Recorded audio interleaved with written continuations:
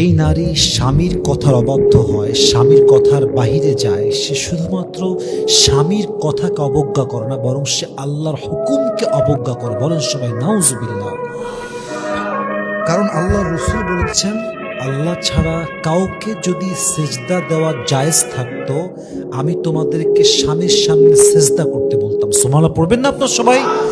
একজন নারীর জন্য আল্লাহ এবং তার রসুলের পরে কারো আদেশ মানা যদি বাধ্যতামূলক হয়, এটা একমাত্র স্বামীর আদেশ। যুবক ভাইরা ঠিক কিনা বলেন?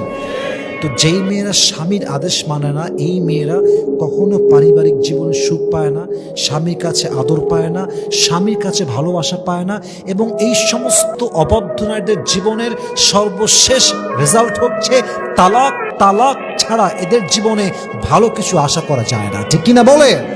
এই জন্য প্রিয় বোন, যদি সুখী হতে চান, স্বামী যে আদেশ করছে, স্বামী যেমনে বলছে, যেমন করে বলছে, try to follow his instruction. সে যা বলে আপনি শোনার ট্রাই করেন, আপনার জীবনটাকে বরকতপূর্ণ করে দিবে একজন। বলেন সবাই, তিনি কে?